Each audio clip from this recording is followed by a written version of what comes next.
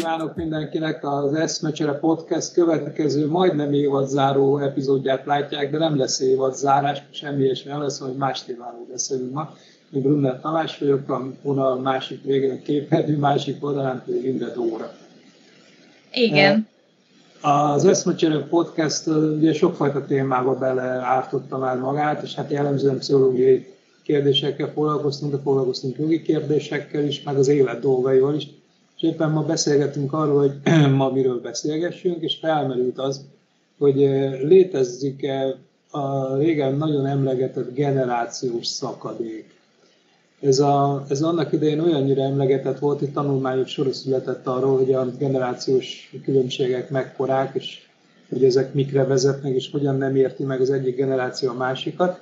Ez már akkor felmerülő kérdés volt, amikor én még gyakorlatilag általános iskolás voltam, utólag szereztem erről tudomást, tehát a 70-es években, valójában talán már korábban még a 68-as nemzedéknél már fölmerült ez, ugye a 68-as nagy nemzedék, amiről én lemaradtam, mert ugye 63-ban születtem, és ugye a 68-as nagy forradalmi nemzedék, aki megkísérelte a talpára állítani azt a valóságot, amiről azt gondolták, hogy meg kell tenniük. Ugye 68-ról sokat tudunk a francia diáklázadásoktól kezdve a Woodstockig, az nagyon-nagyon izgalmas és érdekes időszak lehetett, és akkor merült fel ez a generációs különbség. Amikor elkezdtem ezzel foglalkozni, az első szakdolgozatom ugye a generációs különbségek a halálfélelem tekintetében, azzal foglalkoztam, de igazából én azt a besorolást láttam, hogy ugye a baby boom generáció, a Z generáció, az X generáció, mármint sorrendben baby boom, X, Tamás elvileg az X-be számít, szerintem akkor az a 68-63, igen, körülbelül 15 évet ölel fel. Igen. Azt mondják, egy generáció, én az Y-ba számítok, utánunk a Z, most meg már talán az alfa, vagy már lehet, hogy több is, ugye, vagy mondják is úgy, hogy a Facebook generáció esetleg 2008-tól születettek, akik már ugye ebbe születnek bele, és ugye a digitalizáció elég sokat számít ebben az egészben, ez a gyorsítás, gyorsulás. Hallottam a baby boom generációt, ugye ez a mi időszakunk előtt Magyarországon, igen. Ez a ratkó gyerekeknek a korszaka volt, Magyarországon ratkó korszaknak hívják ezt. Ez ugyanaz a generáció, a háború utáni az az időszak, amikor nagyon sok gyerek született. Azt tudja, hogy a boomer szó is innen származik? Baby boomból származik a boomer szó, aki már olyannyira ősi és régi, hogy már gyakorlatilag a mostani világból nem ért meg semmit, különösen nem ezt a digitalizált változatát a dolognak. Én akkor ilyen módon még effektíve boomernek nem számítok, bár valójában aztán már annak számítok. A 68-as nemzedéket, a 63-as, 68-as időszaknak a nemzedéke, azt mondják, ez az elveszett nemzedék. Mert hogy lemaradt egy csomó olyan társadalmi mozgásról, amiben ha részt vett volna, akkor talán nagyobb esélyekkel, vagy másként élhetett volna, vagy alakíthatta volna a világot. Bennünket a 60-as évek, 62-63-as generációt valójában Magyarországon is az elveszett nemzedékként mondják. A nagy generáció, ilyen is volt, erről film is készült Magyarországon, az a miénknél kicsit korábbi, az még a rock and rollnak a vége, ami Magyarországon valójában nem létezett, és valahol ott a ratkókorszak végén születettekről van szó. Miénk az elveszett nemzedék. A 68-as időszak pedig ugye azért volt nagyon izgalmas, mert hogy megkísérelt a világ valamit tenni a kapitalizmus fogyasztói társadalmával szemben. És ez azért nagyon érdekes, mert ugye már 68-ban, 70, 30 évvel vagyunk ugye a háború után, 25-30 évvel a háború után, azt valahogyan kiheverte akkor az emberiség, és lett egy új generáció, akik akkor voltak 18-21 évesek, akik azt gondolták, hogy kezükbe veszik a világot, és megkísérlik megváltoztatni. Ennek voltak azért izgalmas vadhajtásai, de például ugye a Woodstock is 68, és ugye a Woodstock az hát nem effektíve úgy vonult be a történelembe, hogy ez mindenképpen pozitív megközelítés legyen, inkább az LSD volt ott, ami megadta az alaphangot, és az a fajta szabad szerelem és szabad világ, amit aztán később már inkább rossz szemmel néztek, de akkoriban az egy nagy szabadság volt. És Amerikában is volt ennek egy korszaka, ugye a diáklázadások kora, hogyha egyszer valaki arra jár, nézze meg az Eper és Vér című filmet, ez egy amerikai egyetemi diáklázadásnak a a leírását mutatja, és ez az időszak. És hát Franciaországban is voltak diáklázadások a 68-as években, a 68-as évben. Ugye ennek az lett volna az értelme, hogy a kapitalizmusnak ezt a fogyasztói szemléletét valahogyan kiforgassák, és ne hagyják, hogy az ember ilyen mértékig elidegenedjen, ugye tanultak szerint önmagától és a termelőeszközöktől, akkor még használták ezeket a fogalmakat. Azt hiszem, hogy baloldali alapon álltak, és marxista alapon álltak. Talán még keletebbre is mentek, és még lehet, hogy maoista alapokon is álltak, és trockista alapokon, ezek már annyira távoli történelmi fogalmak, ugye már nem is használjuk ezeket, mert ez a nemzedék aztán beleolvadt a kapitalizmus fogyasztói társadalmába. Belőlük lettek később a juppik, és belőlük lettek azok a család, apák, anyák, akik a fogyasztói társadalomnak olyan részét alkotják, ami ugye maga a fogyasztói társadalom. És ez nagyon izgalmas időszak abból a szempontból is, hogy a nagy ideológiák korszaka ezzel el is múlt. Ugye ezekről az időszakokról még írtak emberek, és például a spektákulum világáról írnak, ami a látszat társadalomnak a megmutatkozása, ez ellen harcolnának, ami mindent bekebelez, ugye a kapitalizmus megteremti azt a világot nekünk, amiből úgy néz ki, mintha nekünk jó lenne, de valójában elidegenedünk mindentől. És kicsit később még aztán Chomsky és többek is ugye beszéltek arról hogy a baloldal irányzatban lenne célszerű fordítani a világot, de nem a szovjet megközelítésben, aminél érdekes módon nem sok különbséget tettek a kapitalizmus és a szovjet bürokrácia között. Ez már nagyon olyan réteg terület, amit nem biztos, hogy sokan ismernek vagy értenek, hogyha gondolja esetleg saját ismereteiből, vagy nem is tudom, beszélünk arról, hogy manapság hogyan van, vagy nincs generációs válság, vagy generációs szakadék, van-e ilyen? Igen, ez nagyon érdekes, több gondolatom is megfogalmazódott erről. Egyébként érdekes, hogy az elveszett nemzedék, ezt nem tudtam, hogy így a Tamás generációjára mondják. Ugyanis amikor én ugye foglalkoztam ezzel, akkor az Y generációt, aminek én vagyok mondjuk a tagja, olyan 1980-tól 95-ig körülbelül így datálják. Ezt a generációt is valamilyen szinten elveszett generációnak mondják, vagy más néven ilyen Pán Péter generációnak ebben a viszonylagos így békeidőszakban szeretne valamit változtatni, rengeteg lehetősége van, ami eddig ugye az X generációnak mondjuk nem adatott meg, vagy sokkal inkább fontos volt egy fix munkahely, a biztosra menni, és ebben a rengeteg lehetőségben így kicsit elvesznek ezek az Y-generációs emberek, ugye itt jött be a kapunyítási pánik, hogy akkor most mit csináljak, mit kezdjek az életemmel, hogy biztos, hogy jók ezek az értékek, amiket én készen kaptam, biztos, hogy ezt az életmodellt kell követnem. Tehát bejött ez a Pán Péteri elveszettség, mondják is, ez a spleen érzés, ez az életuntság is ezzel kapcsolatban. És én az egyetemen megtapasztaltam azt, hogy az alattam lévő generáció, mert ugye a színészképzés után mentem csak, és tényleg olyan maximum 3 évvel fiatalabbak nálam, de már érdekes, hogy így mégis a Z-generációhoz tartoznak, és én ott vettem észre valamiféle különbséget. Hiába elég szoros barátságaim alakultak ki, de éreztem valami különbséget ahhoz képest, amikor az Y-generációs színészképzéses emberekkel voltam, és valahogy itt fogalmazott meg bennem, hogy van egy nagyon pici kis szakadék, más képviselnek, mint én, sokkal inkább, tehát ez az elveszettség ott nem volt jelen az Z-generációban, ahogy én megtapasztaltam, meg itt kutatások alapján is, sokkal magabiztosabbak voltak, tudták, hogy mit szeretnének, ilyen nagyon-nagyon céltudatosak, és mennek is a céljaikért. Ugye a digitalizáció biztos hozzájárult, mert egy hatalmas énbemutatást is lehet ugye a social médián reprezentálni, és már nekik kell is, hogy jelen kell lenni, úgy mutatom be magam, ahogy szeretném, az előnyös oldalamat, előnyös képeimet, és most beszélgethetünk arról, hogy ez most hol tart. Én most látom például az általános iskolában, akik ugye már mondjuk akkor az alfa generációnak számítanak, tehát az alsó tagozatban például már van 3. osztályban digitális kultúra órájuk, már ilyen hamar, ez be is van vezetve.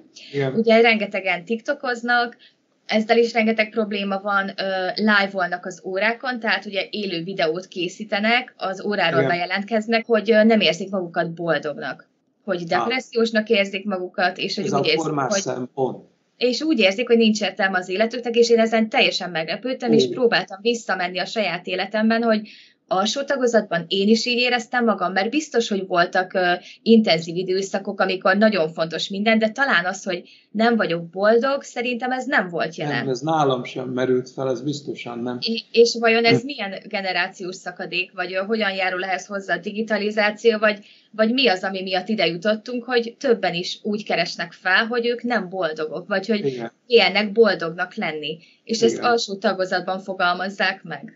És nem tudom, az érzésben sajátjuk-e, vagy csak az általános közvetítő közegen áthaladó frázis, hogy vajon megélik-e, vagy csak ismétlik, amit hallanak. Az jutott többek között eszembe, hogy éppen a napokban beszélgettem erről másokkal, és elmondtam azt, hogy azért nem érzem a mostani világban magam otthonosan, mert hogy nem nagyon értem a nyelvet. Amit mondott Dóra is, hogy a mostani generációk azok, én azt gondolom, leginkább pragmatikusak, tehát nagyon gyakorlatiasak, nagyon határozottak. Azt nem tudom, hogy mennyi vészel az ő életükből ezáltal, a gyakorlatiasság által, tehát valahol szerintem a dolognak ki kell teljesedni, tehát nem lehet mindig csak pragmatikusnak lenni, néha álmodozni is kell, azt gondolom, és mondjuk verset olvasni, vagy egy kicsit elábrándozni a bármin, a lehulló leveleken. Ha ez nem történik meg így, mert nagyon sokat foglalkozom azzal, hogy mi kerüljön az életrajzomba, hogyan definiáljam önmagam, hogyan mutassam meg önmagam, akkor ez hiányt keletkeztet, és valahol valami be fogja ezt tölteni. Nem tudom mi, lehet, hogy a pótszerek, lehet, hogy a drogok, az egyéb ilyen dolgok, amik függéseket is jelentenek. Ugye, ha nem tudok kapaszkodni biztonságosan a világba, akkor nyilván valami egyéb kell, és ha csak a praktikum, az szerintem nem elegendő. És arról is beszéltünk, és az meg is fogalmaztam ezeket a mondatokat, hogy az én generációm úgy nevelkedett, és még szerintem mi is ezt adtuk tovább, hogy az embernek legyen például tulajdona, legyen ingatlana, legyen megtakarítása, ne nagyon legyen hitele, ne nagyon vegyen fel kölcsönt, tanuljon meg egy szakmát, amivel biztonságosan el lehet a következő időszakban, és ami elegendő is az, hogy a következő időszakot ezt kiszolgálja. És gyakorlatilag mindegyik ilyen, és biztos van még pár ilyen például a családban, hogy a házasságok azok mondjuk életre szóljanak, vagy a gyereknevelése az mennyire legyen úgy fontos, hogy a gyerek az én elgondolásom szerint nevelkedjék. De tehát biztos sok ilyen pillanat van, és amikor beszélek fiatalokkal, és olyanokkal, mint Dóra, és még fiatalabbakkal is, ha van ilyen, találkozom, ezek már nem, hogy nem pillérek, ezek már nem is felmerülő szempontok. Egyszerűen nem szempont az, hogy legyen tulajdonom, nem baj, ha nincs, élek, lakok, és ez így nekem megfelelő. Ne legyen hitelem, de legyen hitelem, hiszen fogyasztója vagyok ennek a társadalomnak, vagy ennek a kapitalizmusnak, és azáltal jutok anyagi javakhoz, hogy hitelt veszek igénybe, és ez már teljesen része a társadalomnak, és amikor ilyenfajta pillértelenítése van az én világomnak, hogy úgy mondjam a mostanival, szerintem ez okozza azt, hogy nagyon nehezen értem a mostani fiataloknak a gondolkodásmódját, olyannyira nehezen, hogy valószínűleg talán nem is igazán értem, és nem is értem azt sem, hogy hogyan lehet, hogy ez a social media ennyire benne van az életünkben, hogy miért ennyire fontos. Én magam is alkalmazom és használom, de annyira nem érzem fontosnak, hogy állandóan megjelenjek. Persze én igen, éppen, mert hogy az irodalmi megnyilvánulásaimnak színtere, de a magánéletemnek nem. Tehát ha a Facebookot nézzük, ott csak az irodalmi megjelenésem van, semmi egyéb rólam gyakorlatilag nem ismerhető és nem látható. És amit mondott még, ha egy kicsit ezt így össze lehet kapcsolni azzal az időszakkal, amiről a 68-as nemzedéknél beszéltem, hogy ugye megpróbálták a kapitalizmusnak ezt a látszatvalóságát valamiként lerombolni. És nem sikerült, hanem beleszervültek. És tulajdonképpen amit most mondott, hogy a TikTok világa, a social media világa, a fogyasztói társadalom teljesen beburkolja a mostani nemzedéket, és most a nyugati világról beszélünk persze elsősorban, de talán globálisan is lehet. Most mennyire látszatvalóságban élünk? ennyire látszatvilágban. Most már törekvés sincs arra, hogy lebontsuk, most már benne élünk abban a virtualitásban, amiben benne élünk. Ez azért érdekes, hogy ez 30-40-50 év alatt így át tudott fordulni. Igen, igazából ez nagyon érdekes, így több szempontból is már kicsit más az érték, hogy nem is feltétlenül vágynak arra, hogy egy munkahelyen töltsenek sok évet, vagy ez nem feltétlenül értékes számukra, hanem sokkal nyitottabbak, úgy látom, a változásra. Nem is cél nekik, hogy sokáig legyenek egy helyen, hanem hogy minél több izgalmasabb, akár csak mondjuk a TikTok algoritmusa, hogy folyamatosan új videó jön, valamelyik 30 másodperces, és annyira sok ez az inger, hogyha az ember hozzászokik, akkor nyilván egy hétköznap az sokkal unalmasabbá válik, vissza fogunk vágyni erre a pörgetett világra, meg az is, hogy folyamatosan mindenki elérhető, az embernek nyilván valamennyire nagyon fontos, hogy ne érezze magát egyedül, és ezt a látszatot megteremti nyilván a social media, valamilyen szinten erre is alapoz, és megjelenik az emberben ez a FOMO is, hogyha nem a tagja ennek, hogy kimaradok valamiből, nem veszek részt valamiben, ez nyilván az embernek még mindig ezek az alapvető szükségletei megvannak, hogy tartozni valahová. Igen, mi az, amiből kimarad, vagy nem marad? Hiszen amikor rajta van a világhálón így úgy, vagy jelen van, inkább közöl, mint kommunikál, nem? Nem biztos, hogy kap válaszokat, vagy olyan válaszokat kap, amik valóságosak, csak olyan látszat válaszokat kap, a lájkokat, a visszajelzéseket, és akkor azt éli meg rettenetes tragédiaként, ha ez nem érkezik meg. Ugye? Igen, teljesen így az én képüknek a része tud az lenni, hogy akár egy social médiában én mennyire vagyok népszerű, vagy mennyi lájkot kapok meg. Egyébként az is nagyon érdekes, hogy sokan említették, hogy már filmnézés helyett inkább játszanak ugye online játékokkal, és mégpedig azért, mert ezt meg is indokolták, hogy sokkal izgalmasabb az, hogy én alakítom a cselekményt, mint azt nézem, amit valaki már megalkotott. Tehát, hogy ez a szempont is olyan érdekes, hogy sokkal izgalmasabbnak tartják pont ezért a játékokat, hogy ott én alkotom meg, én csinálom, én demonstrálom. Ugye a TikTokon is mindenki videókat hoz létre, alkotnak, valamit bemutatnak, és ráadásul most nagyon népszerű ott is, hogy élőben bejelentkeznek, és lehet küldeni ugye ilyen ajándékokat, ami pénz. És ehhez csak annyit kell, hogy élőben bejelentkeznek, beszélgetnek, és akkor küldik az emberek a rózsát, mindenféle szimbólumot, és akkor az bizonyos pénztér, amit ki tudnak venni. És rengetegen már így ezeket nézik, és erre... benne van a fogyasztói társadalom, benne van a pénzre váltása mindennek. Ugye az irodalomról beszéltünk már, hogy az irodalomnak mi a célja szerintem? Ugye az, hogy valamiféle tervezőt átadjon. És a filmeknél is hasonló lehet, ami irodalmi alapanyagra készül, az összes többiről most nem beszélünk.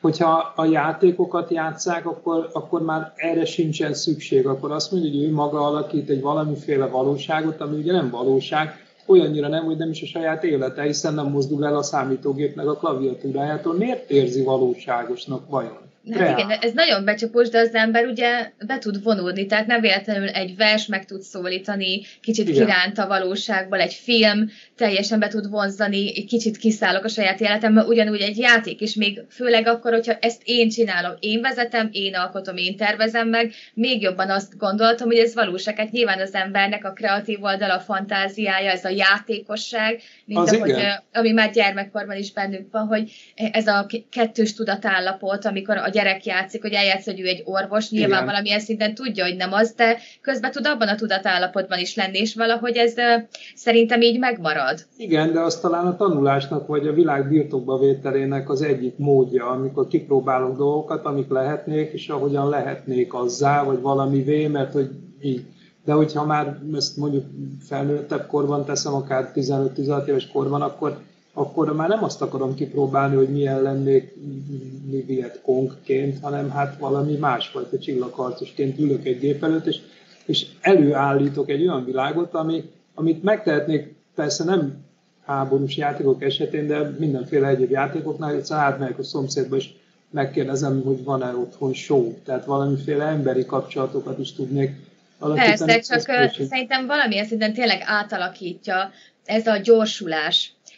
Az, hogy hogyan dolgozzuk fel az ingereket, mi az, amire így vágyni fogunk, vagy szükségünk lesz, mi az, ami így vál és megteremtődik, és egyébként azt is mondják, hogy rengeteg a stressz az iskolában, de tényleg nagyon a stressz hárul rájuk, és tényleg rengeteg minden miatt, és mondták is, hogy egyszerűen így tudják levezetni a feszültséget mondjuk ezekben a játékokban. És aránylag, igen, azt mondták hivatásosok, tudós emberek is, hogy még mindig jobb, mint ha valóságban háborúznak. Tehát annál mindenképpen jobb, hogy ott ül valami számítógépes játék előtt, és ott hajtja végre azt az agressziót, amit nem a valóságban hajtik. De ennek, hogy ez így rendben, de igazándiból nem tudom, hogy ez így rendben van-e vagy sem, mert egyébként a világban most is létező háborúk folynak, tehát nem maradt ez meg a virtuális térben, hanem nagyon is ott van az embernek az állandó jelenlétében. Egy dolgot mégis szerintem aztán a mai napnak lehet, hogy így karácsony előtt lassan vége is lesz.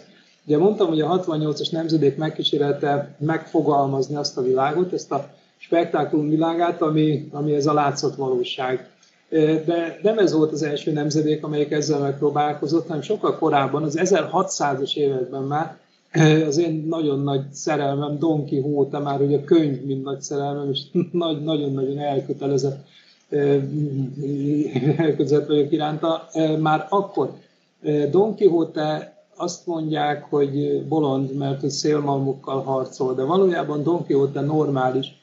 Ő az egy normális az egész könyvben, és a körülötte levő világ ugyanaz a látszat valóság, mint amit a 68-as nemzedék megpróbált leküzdeni valahogyan, és megfogalmazni magát másként. És ugyanez mutatkozott már akkor, amikor már az emberi szerepjátékok, és az nekik fel kéne, már úgy értem, a szerepek, az életbeli szerepei lettek rajtuk eluralkodóvá, és az anyagi javak pedig megszerzendővé, és már akkor is minden másként tűnt, mint ahogy tulajdonképpen lennie kellene.